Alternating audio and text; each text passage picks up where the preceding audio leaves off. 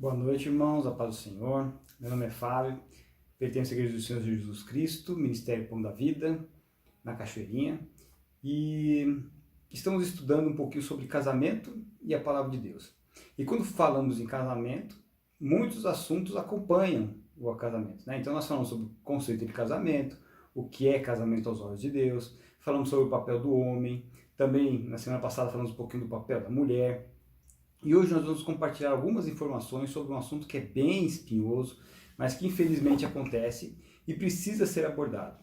Algumas questões precisam ser esclarecidas e vamos falar sobre um pouquinho sobre isso, divórcio à luz das Escrituras. Amém? Mas vamos orar, abaixe sua cabeça. Senhor querido, Deus Todo-Poderoso, obrigado, Senhor, por mais um dia de vida. Senhor, nós te convidamos, ó Deus, a fazer parte do nosso dia. Espírito Santo tem a liberdade total de falar ao nosso coração. Revela-nos a Tua Palavra, que a Tua Palavra possa entrar nos nossos corações, nos lares, Pai, e trazer vida, transformação, Senhor. Por favor, nós te pedimos e te agradecemos em nome de Jesus. Amém? Bom, quando Deus criou o casamento, Ele sabia da natureza pecaminosa do homem, né? Que o homem era pecador. Então, mas Deus ele nunca desejou que o casamento chegasse ao fim, ao ponto de um divórcio. Mas o que Deus pensa a respeito de divórcio? Bom, vamos dar uma olhadinha lá na primeira parte de Malaquias, no capítulo 2, versículo 16, diz assim: Eu odeio o divórcio, diz o Senhor, o Deus de Israel.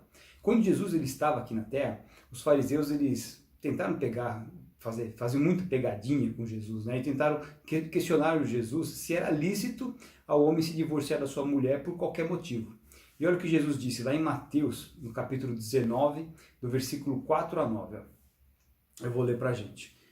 Jesus respondeu: Vocês não leram que no princípio o Criador os fez homem e mulher e disse: Por essa razão o homem deixará pai e mãe e se unirá à sua mulher, e os dois se tornarão uma só carne.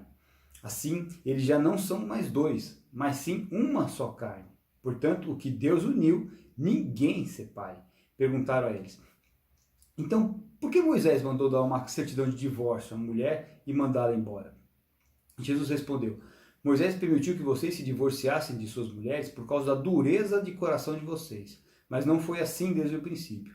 Eu lhes digo que todo aquele que se divorciar de sua mulher, exceto por imoralidade sexual, e se casar com outra, estará cometendo adultério. Então, Deus criou o casamento para ser bênção para o casal.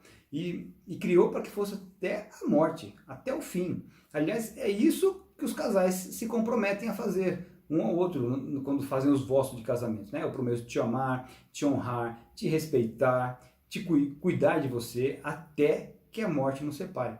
Mas, como o próprio Jesus disse, por causa da dureza de coração do homem, o divórcio acabou sendo permitido. Só para a gente entender um pouquinho, né? Antigamente, na época de Jesus, nas regiões dominadas pelo Império Romano, e também na Grécia Antiga, né, a mulher ela não tinha voz, não tinha o respeito da sociedade, ela era marginalizada. Filósofos conhecidos, né, como Aristóteles, e até pouco tempo atrás, como Charles Darwin, Nietzsche, Freud, Rousseau, também acreditavam dessa forma. Alguns chegavam até a afirmar que a mulher sequer poderia ser considerada um ser humano, porque ela não tinha alma e, portanto, nem precisava de religião. E Jesus, quando ele veio, ele resgatou o valor da mulher, colocou a mulher no lugar de igualdade. Jesus quebrou todos os paradigmas e conversava com as prostitutas, muitas se converteram, seguiam a Jesus. Ele conversava diretamente com as mulheres, o que não era comum, não era costume naquela época. Colocou mulheres em seu ministério. Quando ressuscitou, para quem que ele apareceu primeiro? Para as mulheres. E nesse contexto, os judeus questionaram Jesus, né? Por que eles queriam e estavam se divorciando de suas mulheres por qualquer motivo. E a proibição do divórcio era também uma proteção para a mulher, que não tinha direito a trabalhar. Se o marido a mandasse embora, né, abandonasse ela não teria como se sustentar, acabaria morrendo sem provisão ou acabaria pedindo esmolas para tentar sobreviver. E Jesus disse que no início não foi assim. Vocês corromperam as Escrituras. Vocês estão abandonando suas esposas, ferindo os princípios das Escrituras. A vontade de Deus é que o casamento seja para sempre, até o fim, até a morte. E a carta de divórcio mencionada pelos judeus é a passagem de Deuteronômio 24, onde era permitido o homem se divorciar da sua esposa se encontrasse nela alguma conduta imoral, uma conduta sexual imoral, né? Ou um adultério, ou alguma conduta muito próxima de um adultério. O divórcio não faz parte dos planos de Deus. Ele diz lá em Gênesis que deixará o homem pai e mãe e se unirá à sua mulher e ambos serão uma só carne. O divórcio foi uma concessão, né, por causa da maldade do ser humano em trair seu cônjuge. Lá nos 10 mandamentos, né, Deus ele já deixou bem claro: não adulterarás, não cobiçarás a casa do teu próximo, nem a mulher do teu próximo, nem nada que pertence ao teu próximo. Então o divórcio é uma concessão por causa da maldade do homem. Então o divórcio ele foi permitido apenas em razão de adultério, né, que fosse impossível a reconciliação. Com o início da igreja, o evangelho foi sendo levado para outros povos, para os gentios, né, ou seja, para aqueles que não eram judeus. Então duas situações novas apareceram e Paulo trata elas aqui na primeira carta de Paulo, né, aos Coríntios. Então, primeira situação, cônjuges querendo separar de seus parceiros para se dedicar mais a Deus. E cristãos querendo se separar dos seus parceiros que não eram cristãos. Então, vamos para a primeira situação, né? Cônjuges querendo se separar dos seus parceiros para se dedicar mais a Deus. E Paulo fala o seguinte, ó: aos casados eu dou este mandamento, não eu, mas o Senhor, que a esposa não se separe do seu marido, mas se o fizer, que permaneça sem se casar ou se reconcilie com seu marido, e o marido não se divorcie da sua mulher. Então Paulo mostra que o casamento é algo muito sério. Para Deus não existe essa de incompatibilidade de gênios, né? Como a gente falou, o amor acabou, a gente não se ama mais. Ele fala aqui em 1 Coríntios 13, de que o amor ele jamais acaba, o amor ele não perece. O que pode acabar é a paixão. E a gente mencionou isso, né? A paixão não sustenta um casamento, não cria filhos, não te amadurece, paixão não sustenta uma família, mas o amor ele jamais acaba. O amor ele é aprendido. Lá em Tito, no capítulo 2, versículo 4, Paulo fala para as mulheres mais experientes, mais velhas, né, a ensinar as mulheres mais novas a amar. Então o amor ele é aprendido, né? A gente aprende a amar. Então para Deus não há essa possibilidade de se divorciar por esse motivo, que acabou o amor. E Paulo deixa bem claro: se você se separar, não se case de novo. Como o evangelho ele foi sendo levado para os gentios, ou seja, aqueles que não eram judeus, né? Né? Outra situação também surgiu, que foram as pessoas que se converteram, que se convertiam, né? E o seu cônjuge não, ficava aquela dúvida: eu posso me separar do meu cônjuge, que não é cristão, e arrumar um outro que seja cristão? Ou, por exemplo, eu já me converti, eu quero seguir a Cristo, posso me separar do meu cônjuge para que eu possa me dedicar mais a Deus? E Paulo responde: aos outros, eu mesmo digo, não, Senhor, né? Por quê? Porque Jesus ele não precisou abordar esse assunto, né? Porque era uma situação que não existia, né? Só apareceu porque o evangelho foi sendo levado para outros povos, porque os judeus se casavam com os próprios judeus. Então foi um assunto que Jesus não precisava abordar e ele acabou deixando isso para que os apóstolos abordassem. Então, aos outros, eu mesmo digo, não, Senhor. Se um irmão tem uma mulher descrente e ela se dispõe a viver com ele, não se divorcie dela. E se uma mulher que tem um marido descrente e ele se dispõe a viver com ele, não se divorcie dele. Veja que Deus ele coloca o casamento num patamar acima da religião. Né? Se o seu cônjuge, que não é cristão, consente em viver com você, não pega no seu pé, não se opõe a você exercer sua fé, então permaneça casado com ele. E Paulo descreve os motivos para que permaneçam casados.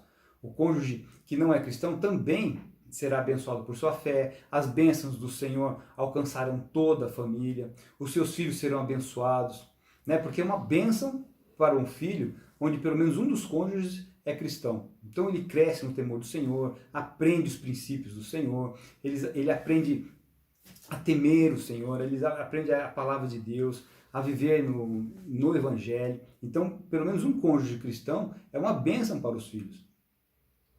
Então, Agora, existem casos em que o cônjuge que não é cristão não aceita de jeito nenhum a fé do outro.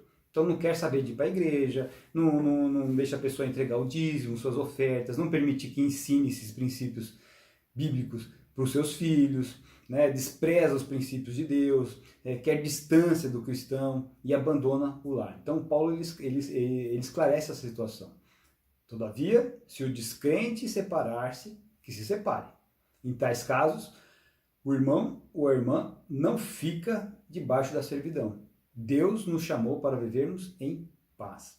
Então, essa iniciativa ela não pode partir do cristão. Se o cônjuge descrente não aceita, subjuga, despreza, humilha, faz um verdadeiro inferno quanto à fé do crente e se separa, abandona o lar, o cônjuge cristão não está obrigado a permanecer com ele. Mas é uma iniciativa do descrente, aquele que não acredita no Senhor Jesus Cristo, que não segue a fé cristã. Essa é uma situação do quê? De abandono. Então, assim, o divórcio ele é permitido em duas ocasiões. Adultério, né, uma conduta sexual reprovável, relação extraconjugal, ou uma conduta imoral sexual muito próxima de um adultério, ou abandono. Então, adultério e abandono. São as duas ocasiões em que o divórcio é permitido na Bíblia.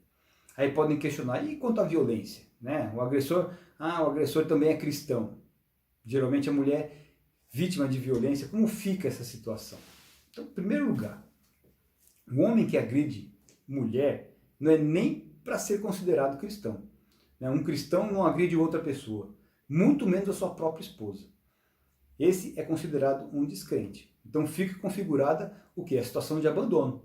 A mulher tem que tomar as medidas judiciais cabíveis, as medidas legais, fazer boletim de ocorrência, não está obrigada a viver no mesmo teto com seu agressor.